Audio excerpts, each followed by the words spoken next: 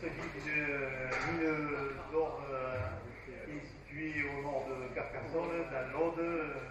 Selon le rapport de l'Assemblée nationale, il s'agit du site le plus pollué de France. Concernant les forages, on peut penser du site le plus pollué d'Europe, mais je vous rassure, qualitativement, il est meilleur que nous. Donc voilà, donc je suis hyper spécialisé uniquement sur le site de Saint-Cygne, sur les luttes qui se sont passées à Saint-Cygne, tous ceux qui se passent à Saint-Cygne, au niveau chimique, etc. William, par contre, est beaucoup plus spécialisé, lui, à l'échelle d'un continent. Donc on va vous tenir une conférence extrémiste.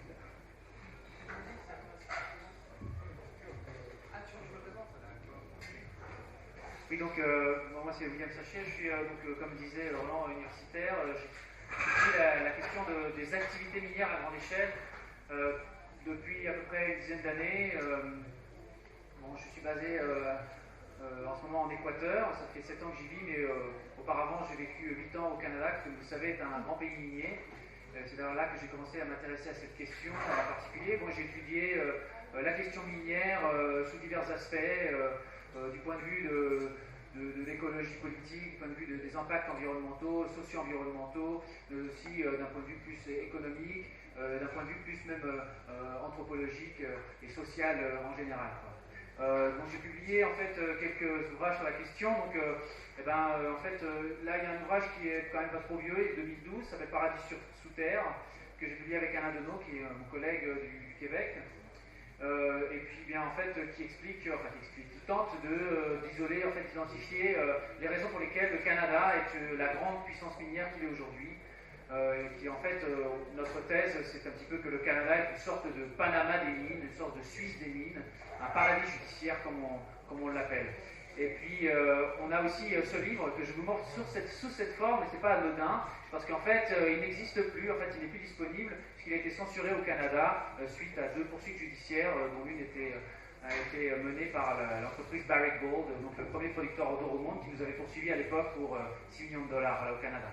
Voilà, je repasse la parole à Guy.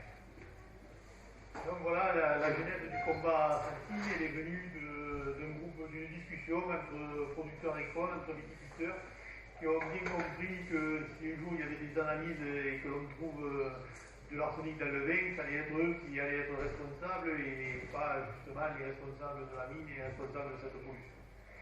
Donc pour nous, qui étions pour rien dans cette affaire, puisque l'arsenic à Saint-Cygne, les producteurs d'arsenic en avaient répandu partout, à des kilomètres alentour, et dans des endroits où géologiquement il n'y en avait pas.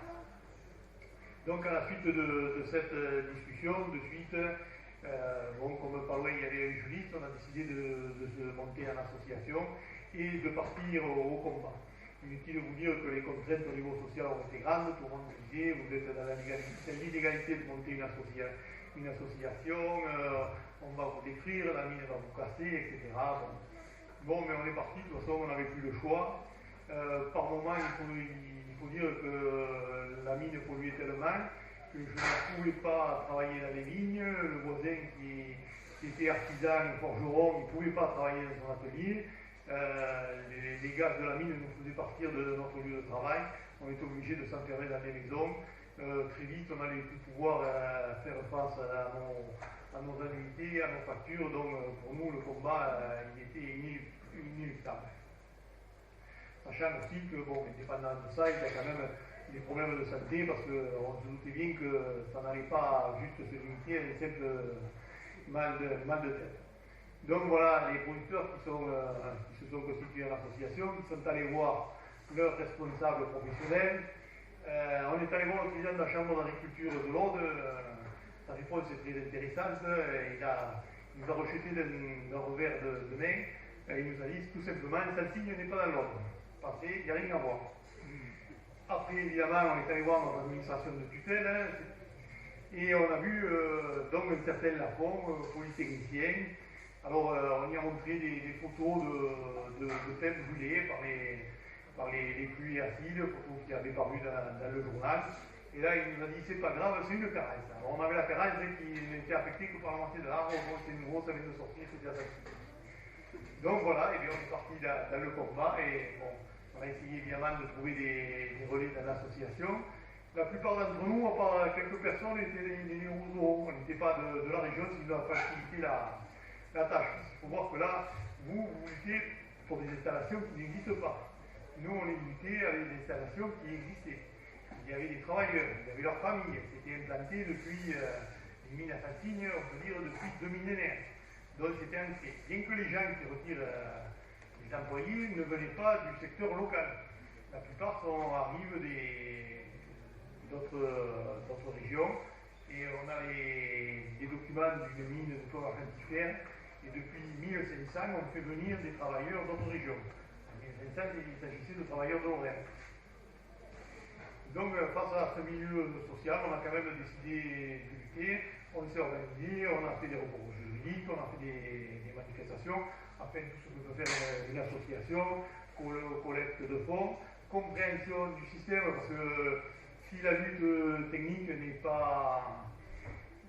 Si le technicien n'est pas vraiment déterminant, c'est quand même lui qui allume la mèche, qui permet aux gens de comprendre ce qui se passe et de permettre aux gens d'avoir de bonnes raisons de lutter.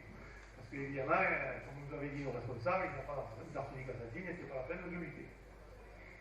Donc après toutes ces histoires, parce qu'il a fallu lutter, alors on a fait tomber une industrie, après on a fait tomber la SEPS, la Société d'exploitation de la pétrométallurgie de Saint-Signe.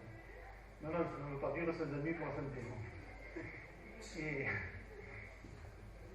donc, MPC s'est fermé, avec ce design, il y a eu des divers problèmes économiques dans les entreprises. On a vu la pression qu'on a exercée, pression administrative. Toutes ces pressions administratives, politiques, médiatiques font que vous leur faites augmenter les prix. Parce qu'automatiquement, nos fonctionnaires qui sont très. Ils se protègent énormément, ils ont ouvert le parasol, le parachute, le parapente, et automatiquement, dans les arrêtés, il y a eu des préconisations, ces préconisations ont augmenté le prix, et à ce moment-là, il faut fragiliser l'entreprise. Parce que ce qu'on peut se rendre compte à la fin de notre combat, c'est qu'il n'existe de décision qu'économique. C'est à partir du moment où vous voulez priver de certains bénéfices que ces gens-là partent. À partir du moment où vous voulez faire, ils vont mettre X temps à les réaliser avant l'autorisation, ces gens-là vont partir, ils perdent de l'argent tous les jours. Et comme c'est des gens dans le secteur minier, ils veulent gagner de l'argent très très rapidement. La durée de vie d'une mine, c'est 20 ans. Et en 20 ans, il faut que ces gens-là aient fait le bénéfice, qu'ils laissent l'endroit pollué et qu'ils s'en aillent. Et quand on voit les rouages économiques qui les motivent, on s'aperçoit que l'exploitation de Saint-Signe était une exploitation coloniale. Au sens le plus strict du terme que l'on peut donner à ces mots-là. C'est-à-dire qu'ils ont laissé une population malade, puisque les cancers sont reconnus d'origine environnementale à Saint-Signe, ils ont laissé un pays dévasté, on a des millions et des millions de tonnes polluées sur le site qu'on nous a laissé en cadeau, et qui continuent à polluer, on a fait de ces derniers mois, une commission locale d'information, et la plus-value, où c'est qu'elle était faite? Elle était faite à l'étranger. Elle a été faite d'abord en Suède, dans l'État reculé, puis elle a été faite en Angleterre. Et alors, de Saint-Signe, il partait du doré. Le doré, c'est un lingot, moitié or, moitié argent. Alors, on n'a jamais su la composition du doré, c'est à peu près 50%. On avait quelqu'un de l'association qui travaillait aux impôts aussi, il ne la savait pas. Ces fameux lingots dorés, ils étaient vendus sans facture, sans TVA en Angleterre. On a su pourquoi, parce qu'un jour, il y a un camion qui a été arrêté à Nantes. Donc les inspecteurs de Nantes ont envoyé des demandes de renseignement évidemment dans l'ordre, et bon, comme il n'y avait pas de réponse dans l'ordre, voilà comment on l'a su. Donc la plus-value faite à l'étranger, des travailleurs malades, une population malade, un pays ravagé, c'est l'exploitation coloniale typique. Et on n'avait pas ça à l'autre bout de la planète, on avait ça chez nous. Donc à la suite d'une dizaine d'années de lutte, il faut dire qu'au niveau de la population, il y a eu des pour, il y a eu des contre, il y a eu des gros débats. Il faut savoir que moi-même j'ai eu des menaces concernant l'arrachage de mes lignes. Il y en a une trace écrite dans un fascicule du CNRS, du CREDAL, du laboratoire du CNRS, donc tout est purement bien mentionné. Donc il y a eu beaucoup de luttes, mais quand même on se rend compte que les jeunes adhèrent à notre combat. Ce qu'ils veulent, c'est qu'on n'en parle plus le plus rapidement possible. malheureusement, comme les politiques n'ont pas poussé à la roue, il y a des sursauts qui n'ont pas voulu la dépollution, donc il reste des pollutions. Bon, c'est très pédagogique, bon, pour ça on peut le montrer à Roland quand il vient, ou s'il y a des personnes qui veulent venir sur la zone, on le montrera, ou à William, quelque chose comme ça. Donc il reste encore quelques traces, quelques sources. On a la source Orangina, on a la source Berger Blanc. Si on trouve la source Coca-Cola, on deviendra millionnaire, mais enfin, peut-être pas rêver, quoi. Non, bon, Roland peut témoigner des sources que l'on a, donc c'est très. Nous, on a la chimie là-bas qui est très visuelle. Voilà, donc c'est très pédagogique, on le voit. Donc la population, maintenant, les jeunes sont pour. Les mineurs se sont rendus compte, sur ce tirage. Parce que je vais vous donner un exemple, une anecdote, puisque maintenant, avec le temps, je peux me permettre de citer des anecdotes. C'est qu'en 2000, il y a Catherine Poteau di Borgo qui a fait un film tout nord de la montagne noire. Et dans ce film, on y voit une quinzaine de mineurs. Bon, elle ne les a pas choisis spécialement, ni pour leur état de santé, ni pour leur âge, etc.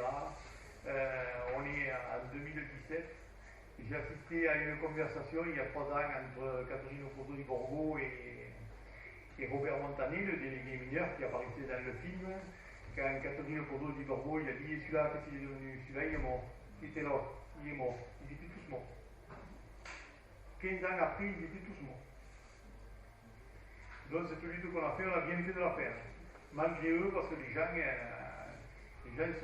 sont morts. Quoi. Et c'est nous qu'on y serait passé, c'est les populations, les innocents ou autres qui y seraient passés. C'est vraiment aberrant la manière dont ils ont travaillé. De l'arsenic, il y en avait partout, ils ont répandu de la pollution partout. C'est sur des centaines, je crois que la prise de la mine c'est 500 hectares. Sur 500 hectares, il y a de la pollution. La source Orange, elle apparaît 1,5 km après le point après sa source. Donc c'est énorme.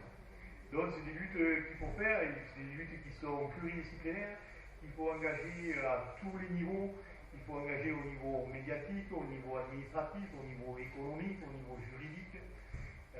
Puis au niveau de la compréhension du site, nous, le site est très complexe, quoi, parce que déjà la géologie est très complexe, c'est affaire de vraiment de grands spécialistes. Personnellement, je me refuse à parler là-dessus parce que c'est hyper complexe. L'histoire en est mêlée, la préhistoire assassine, 2000 ans d'histoire minière, c'est énorme. La faune, la flore, tout ça s'interfère. Donc voilà, mais c'est des luttes qui sont quand même enrichissantes, puisqu'on apprend énormément de choses et on apprend à connaître son pays, même à travers ne serait-ce que des documents administratifs comme celui-là où l'on fait partie du dépôt du père. Voilà.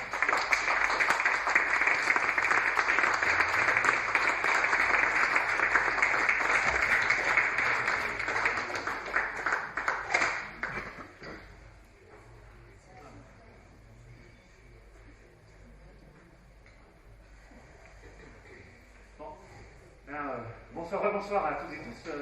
Voilà, pour commencer, je dois dire que je suis vraiment très content d'être là.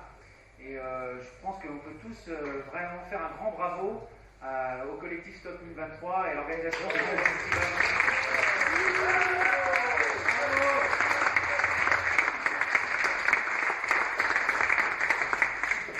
Et personnellement, je tiens vraiment à les remercier pour leur générosité.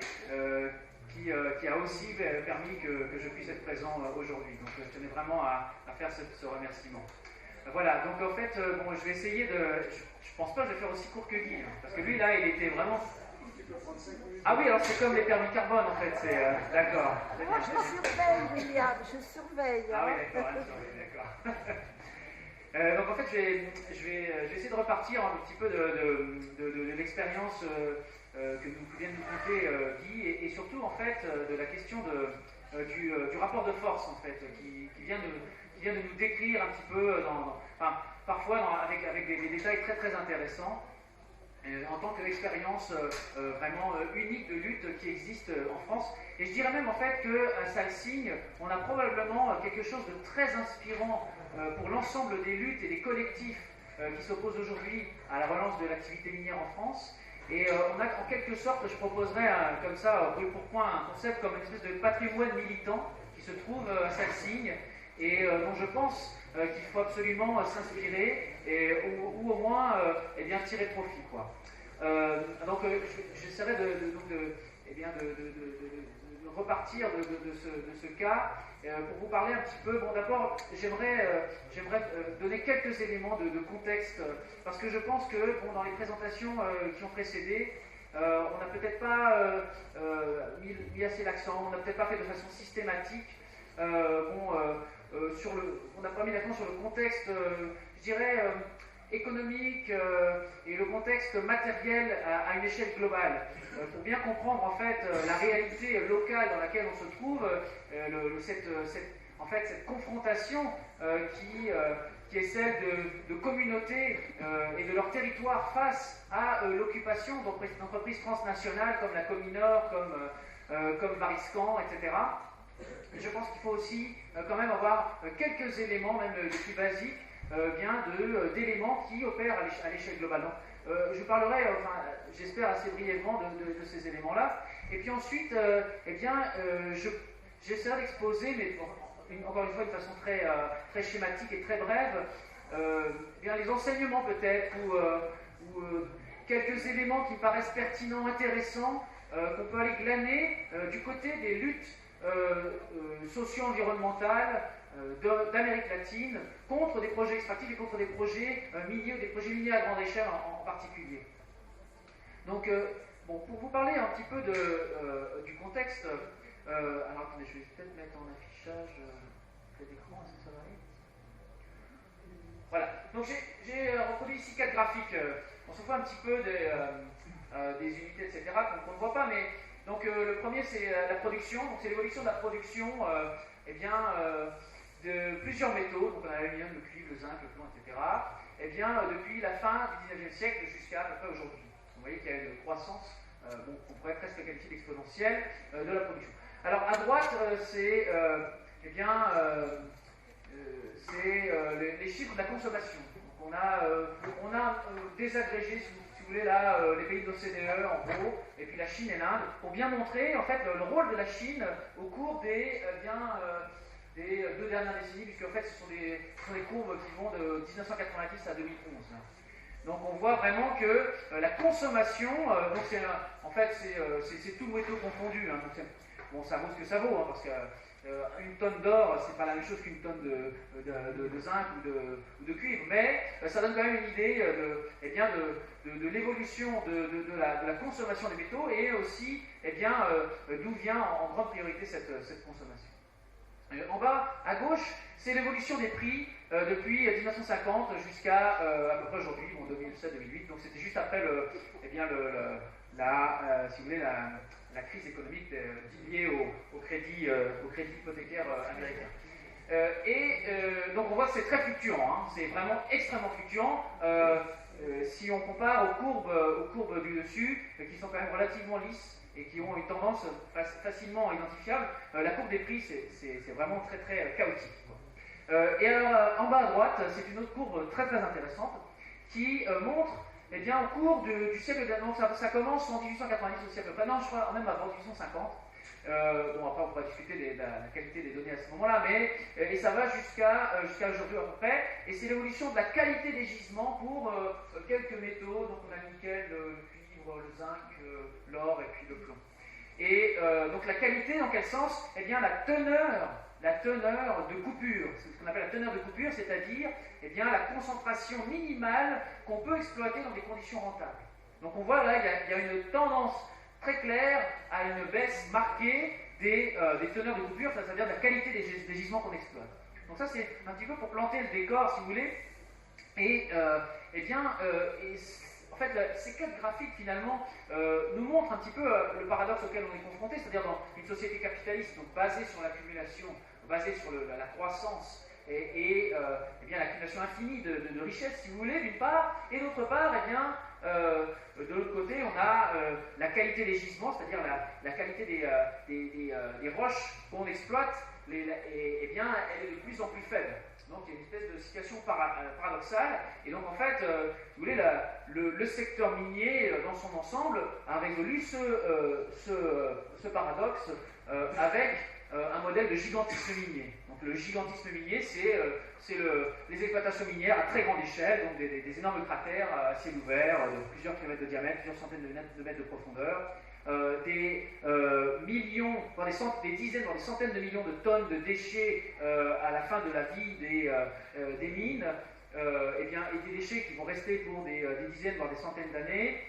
C'est aussi en entrée de ces exploitations des dizaines, voire des centaines de tonnes de produits réactifs, si on veut parler de façon rigoureuse, comme des produits toxiques, par exemple le cyanure dans le cas de l'or. Donc on parle vraiment d'un gigantisme minier qui, je crois, est vraiment illustré par ces gros cratères, mais aussi tout ce qui va avec, les machines, les routes, les barrages, l'alimentation en eau de ces exploitations, l'alimentation en énergie de ces exploitations, les ports qu'il faut construire pour l'exploitation des minéraux de base, les camions qu'il faut pour transporter, etc. etc.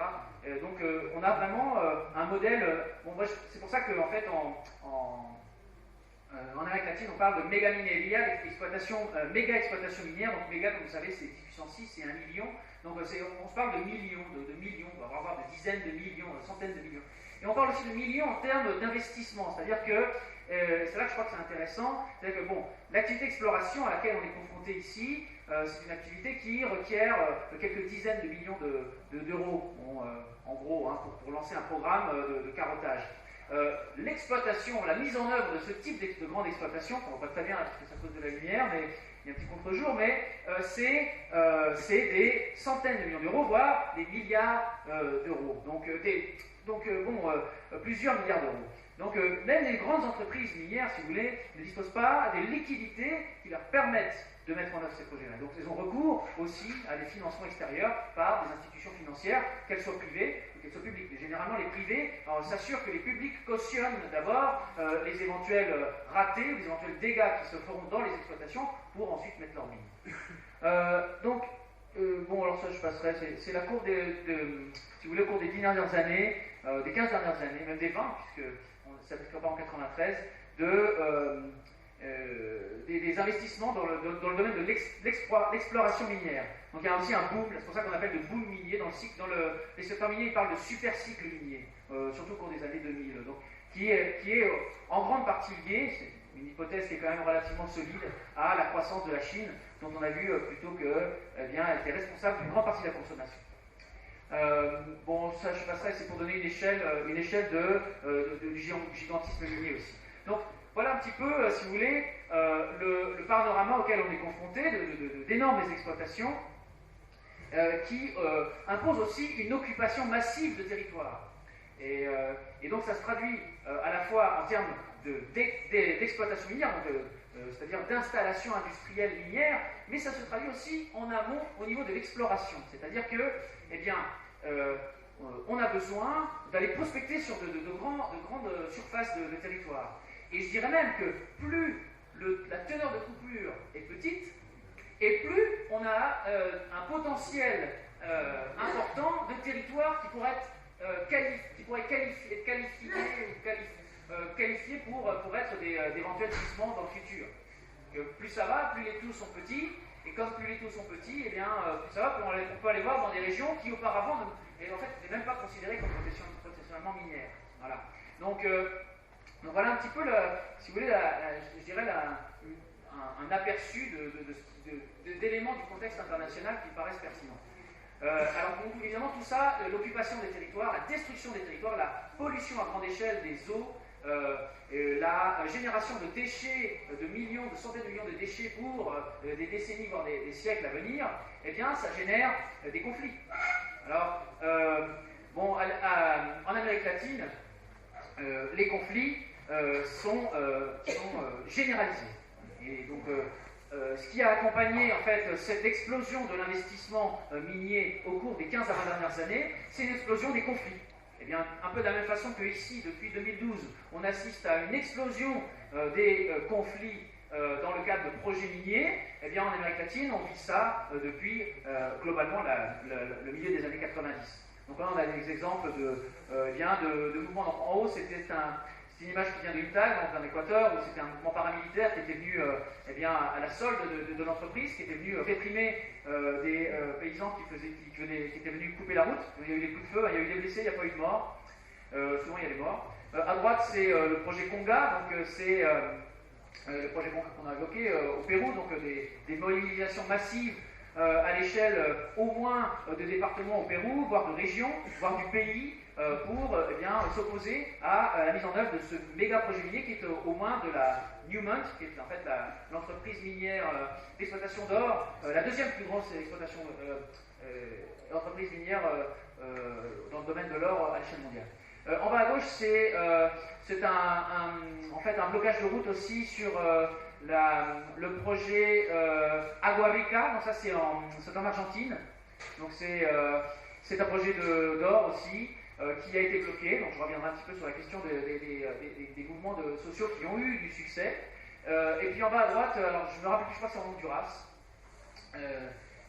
Aussi une manifestation contre l'exploitation minière. Et là, donc on a, si vous voulez, donc ça c'est en fait une base de données qui s'appelle l'OCMAL, donc l'Observatoire des conflits miniers en Amérique latine, qui est basé au Chili et qui recense en fait la conflictivité sociale associée aux activités minières.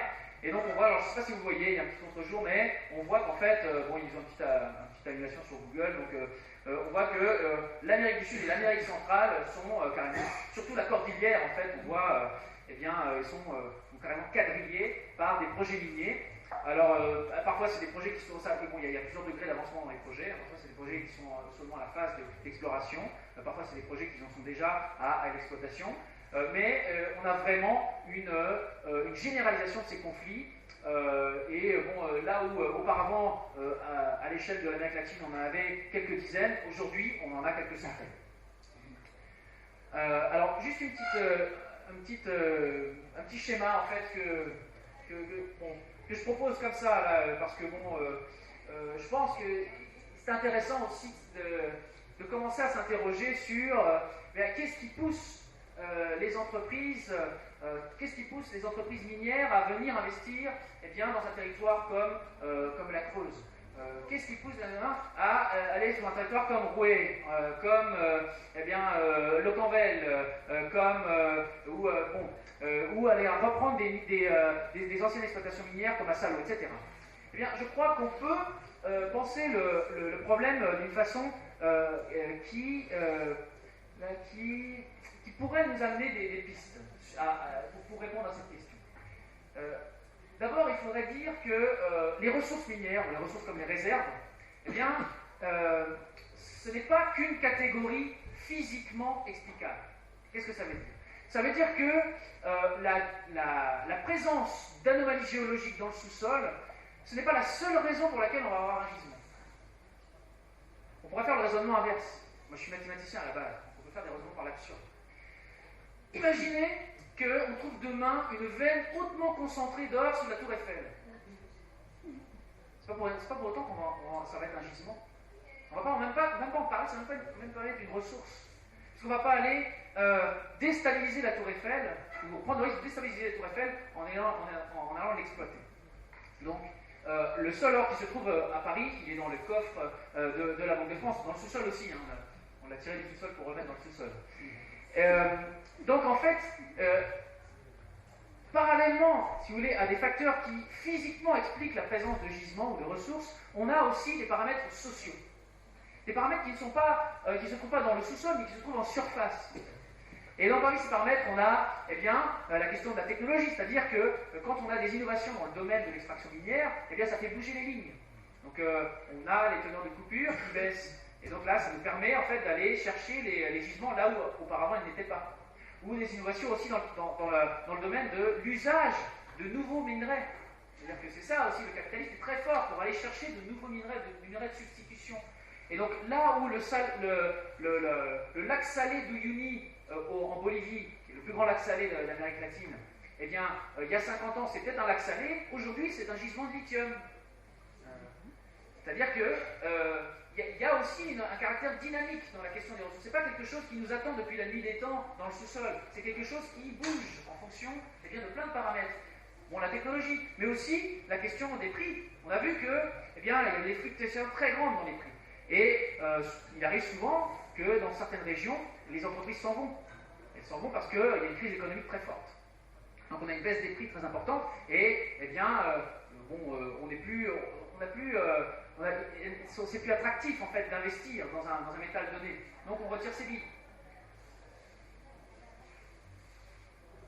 La question de la spéculation, on l'a évoqué tout à l'heure, c'est-à-dire que s'il y a une grosse vague spéculative sur un minerai donné, on va investir sans même pour autant nécessairement vouloir exploiter à terme. Le simple jeu de la spéculation boursière, de la vente et de l'achat de titres boursiers me permet de dégager des bénéfices sans pour autant que sur le terrain, on en sente les effets. Et d'ailleurs, Variscan, par exemple, on a eu un exemple qu'on a observé l'année dernière, son action a augmenté de façon significative suite à des annonces qu'a fait Variscan de résultats de forage qui dataient d'ailleurs des années 70. On a la question des infrastructures, c'est-à-dire que les exploitations, les entrepreneurs miniers, les entreprises minières, ils ne vont pas aller investir au milieu du pôle Nord ou au milieu de l'Antarctique, puisque c'est un continent, l'autre c'est un océan, mais, ou au milieu de l'Amazonie. C'est-à-dire qu'il faut des routes, il faut des aéroports, il faut de l'énergie, il faut de l'eau pour exploiter tous ces gisements. Donc, s'il n'y a pas ces accès, eh bien en fait il n'y a rien, il n'y a même pas de ressources, puisqu'on n'est même pas capable d'aller dire s'il y en a. Il faut un cadre légal. Donc, il peut y avoir un cadre légal très très très peu attractif. C'est-à-dire qu'on peut avoir dans le sol des sols très riches, mais si en surface on a un cadre légal hyper restrictif qui interdit l'usage de produits toxiques, qui interdit ou qui impose par exemple des consultations publiques. Là je porte un t-shirt, ça s'appelle 7722 razones, donc en fait c'est en espagnol, ça veut dire 7722 raisons de défendre notre loi. Donc en fait c'est un mouvement social qui se trouve dans la province de Mendoza, en Argentine, et qui a œuvré et qui a mis la pression sur les autorités pour que soit promulguée une loi qui est incroyable. Parce que l'équivalent d'un permis de recherche doit être débattu à l'Assemblée nationale, provinciale. Mais il fait l'objet d'un débat à l'Assemblée nationale, vous imaginez. C'est-à-dire qu'on n'a pas le choix de rendre ça public. Et on n'a pas le choix de rendre ça visible, puisque ça fait l'objet d'un débat à l'Assemblée nationale. Enfin, il y a tout un tas de mécanismes qui sont très restrictifs en termes légaux et qui peuvent être vraiment très repoussants pour les entreprises. Après, on a le contexte politique. Si on a un pays qui est dans une instabilité politique permanente, c'est pas vraiment très attrayant. Après, il y a des entreprises qui sont plus ou moins aventureuses que d'autres. Mais en général, c'est pas un contexte qui est propice à l'investissement à long terme. Il y a le contexte social, enfin. Et le contexte social, c'est en quelque sorte les mouvements sociaux, les collectifs qui s'organisent. S'il n'y a personne qui est là pour dire non, on ne veut pas, les entreprises ont l'impression qu'elles ont le terrain libre.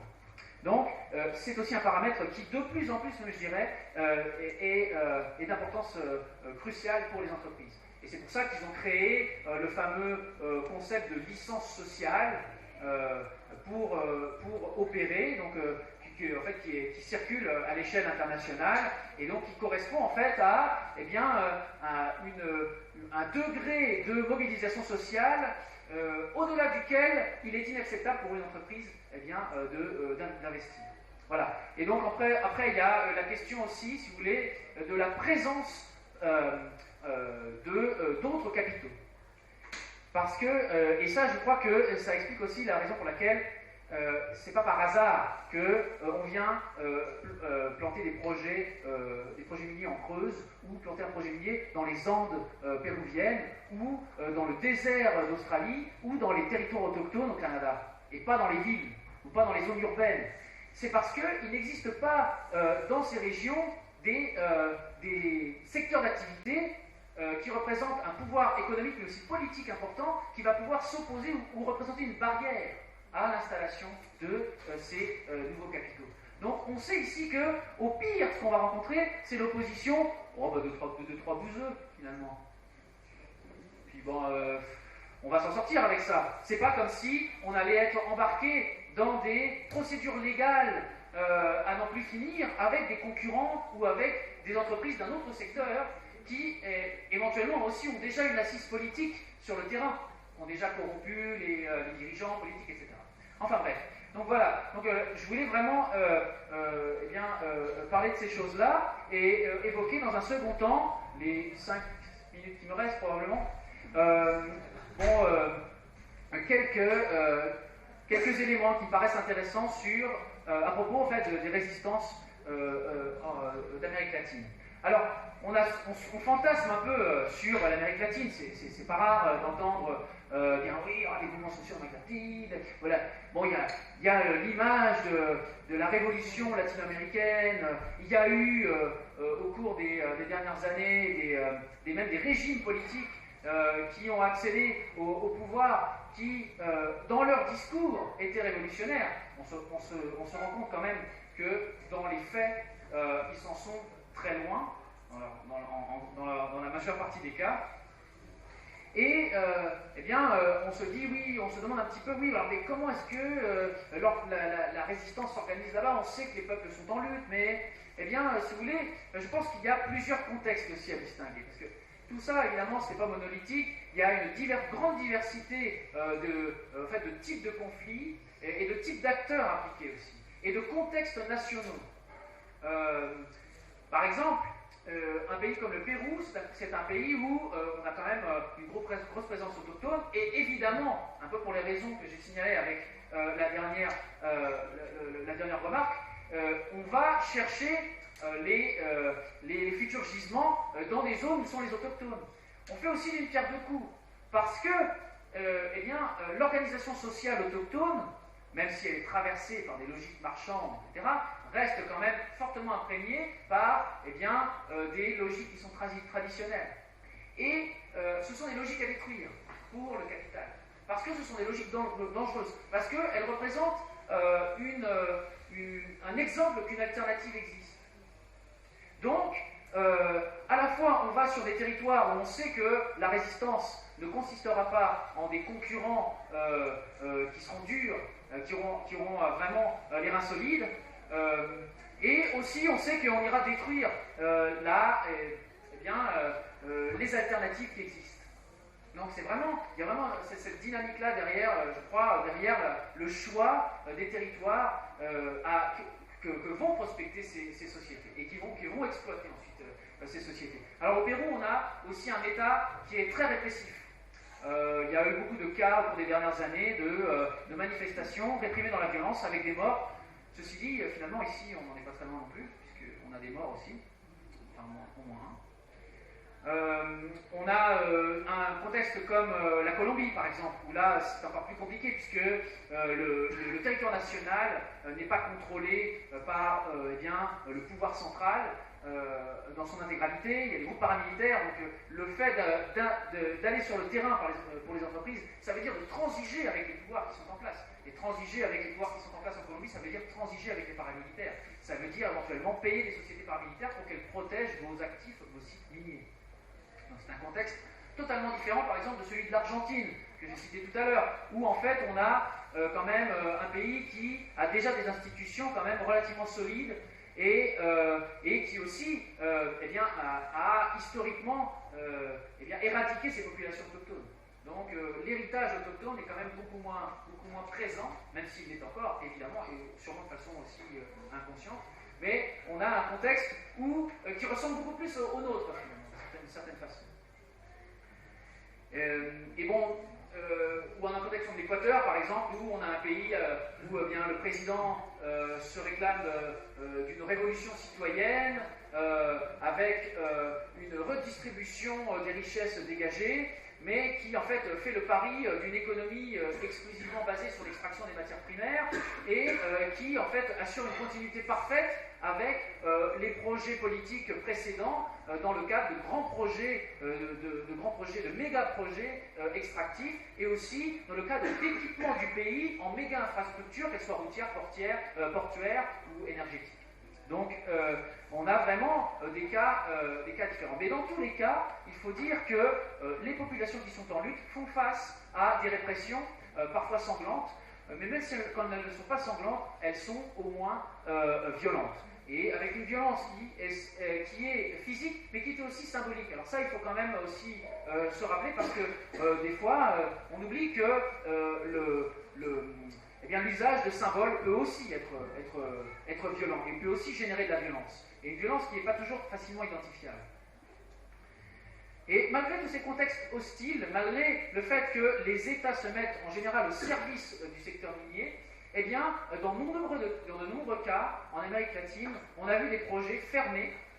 Alors, ils sont fermés probablement suite à l'évolution de certains des paramètres que j'ai cités précédemment, mon petit schéma, mais sûrement grâce, dans beaucoup de cas, grâce à une mobilisation très forte et une capacité des mouvements sociaux, eh bien, à opposer une relation un rapport de force qui leur soit à leur avantage. Donc, il y a vraiment toute une panoplie de modes d'organisation possibles. Pour citer le cas de l'Argentine, c'est intéressant. On voit par exemple la composition des mouvements sociaux qui d'une part, n'acceptent jamais les partis politiques. Peut-être que c'est une recette de son succès, je ne sais pas, c'est à creuser. Qui aussi ratisse très large dans la société civile, entre guillemets, en termes d'acteurs.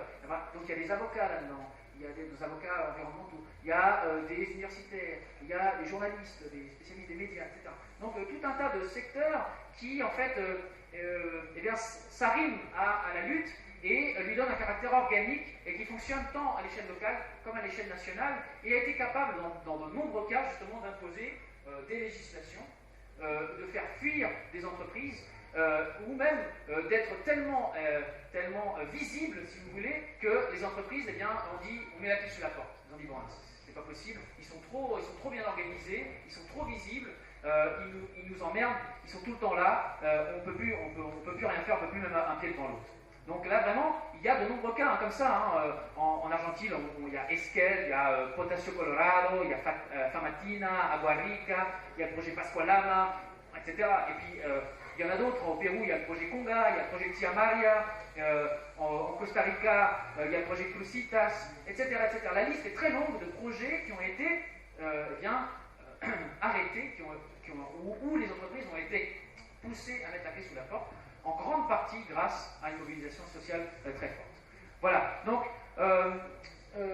pour conclure, je crois que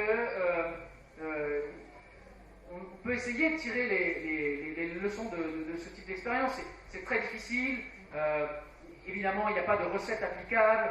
Moi je pense qu'en fait un mouvement de résistance, ses modalités d'organisation et d'action, lui sont toujours un petit peu propres, puisqu'elles dépendent du contexte dans lequel il se trouve. Et le construit lui-même sa modalité d'organisation et d'action. Mais il y a sûrement des choses dont on peut s'inspirer, surtout que finalement, le continent latino-américain a quelque part de l'avance par rapport à nous.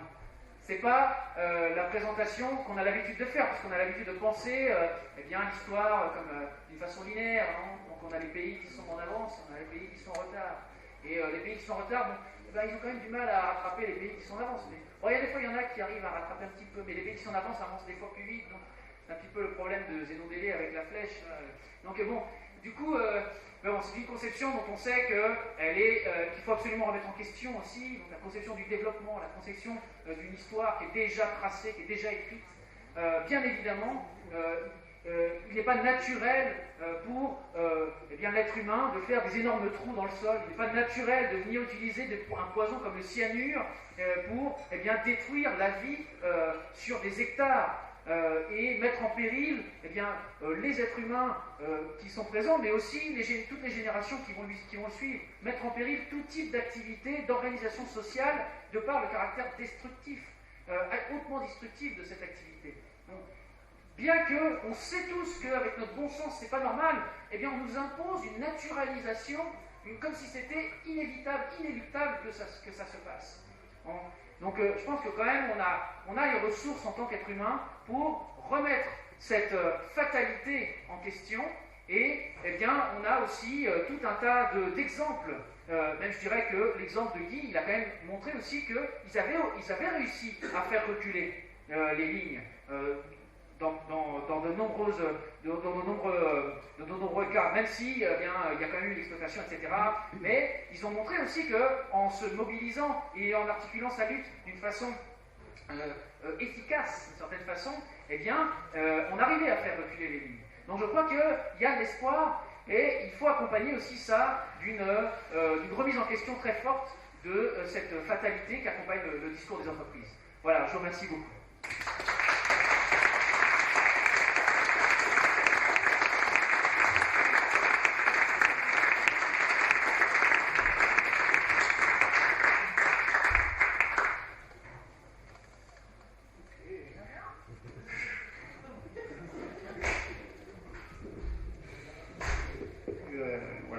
Merci beaucoup aussi, William, d'être revenu, d'être là. Moi, je suis très touché.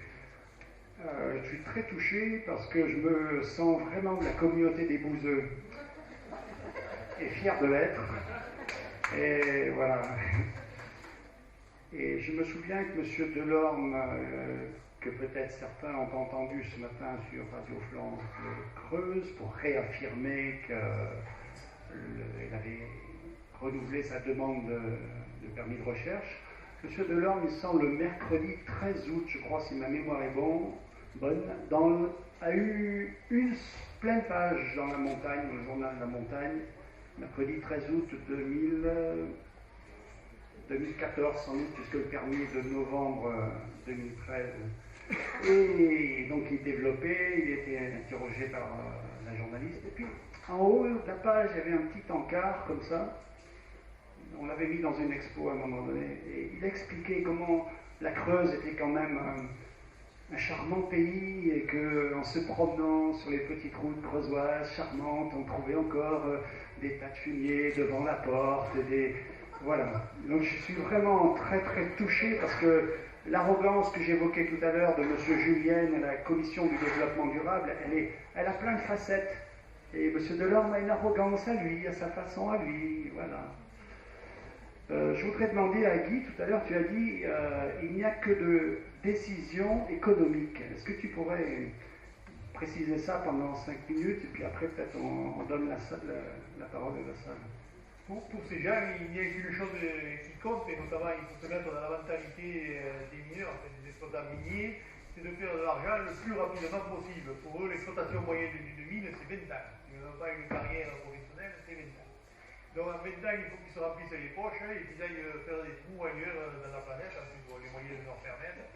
Donc pour eux, l'économie est vraiment la décision primordiale. D'ailleurs, à un moment donné, dans les contraintes qu'a évoqué William concernant les entreprises, il a parlé de l'eau. Et cette contrainte est relativement majeure parce que pour faire des bonnes réactions chimiques, il faut avoir de l'eau propre.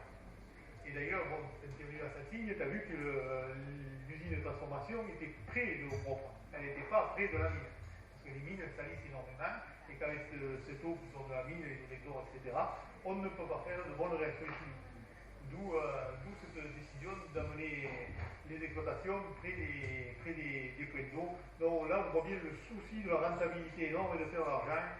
Et à partir du moment où on lutte, on va avoir des règlements de plus en plus contraignants. Je veux dire, William l'a démontré. Et à partir du moment-là, on leur fait augmenter le prix, on leur fait retarder l'encaissement des bénéfices, et à ce moment-là, ils partent. Je voudrais signaler, parce que William nous a fait un tableau complet de la lutte en Amérique du Sud, mais bon, partout dans le monde, on lutte en France et Canada en Creuse. Et la première guerre écologique qui a fait 6 morts a été en Papouasie, c'était au sujet de forêt. Et là, ils ont pris les armes. Juste, merci Guy. Juste pour revenir sur ce que William a dit ce matin, tout à l'heure, ce matin je discutais avec Pierre, donc il me rappelait que, si j'ai bien compris, lors de la dernière commission de suivi en préfecture, M. Delorme, pour présenter son bilan, en fait, a rappelé qu'il n'avait pas fait de travaux en 2016, qu'il n'en ferait pas, mais que néanmoins ces recherches avaient avancé parce qu'ils se sont appuyés sur le dossier de Total, Total Compagnie Minière, qui avait effectué des recherches déjà au même endroit, donc ils ont déjà les données. Sauf que cette fois, M. Delorme a précisé à propos de la teneur de coupure qu'il était descendu à 0,5 g par tonne. Et donc, d'un seul coup, le gisement devenait plus important en quantité, en surface. Enfin, donc, c'était encore plus important pour l'économie locale. Et un ami du collectif ariégeois de la mine de tungstène de Salour rappelait ça hier soir. Comment ils peuvent gonfler leurs chiffres de gisement. Donc c'est vraiment pour dire que le paramètre géologie dans l'ouverture et dans l'exploitation d'une mine n'est vraiment que un des paramètres parmi les autres, et que sur les autres ils peuvent jouer. Un autre exemple de paramètre, dans la nuit du 23 au 24 juin de cette année, quand nos amis anglais ont dit « nous on veut s'en aller », le cours de l'or, en 5h30, a monté, on peut voir ça sur World Gold Council, le site, en 5h30, la tonne d'or a pris 4 000 €, en 5h30. Et donc là, l'exploitation minière, les points techniques et tout ça n'ont absolument rien à voir. C'est pure spéculation et donc pur pari et donc pure folie. C'est tout, il n'y a rien d'économique là-dedans. Il n'y a même presque rien de financier. Quand on nous parle de théorie financière, de théorie économique, mais ça n'existe pas, ça. C'est que du vent, c'est que... Voilà, c'est une folie, c'est une folie.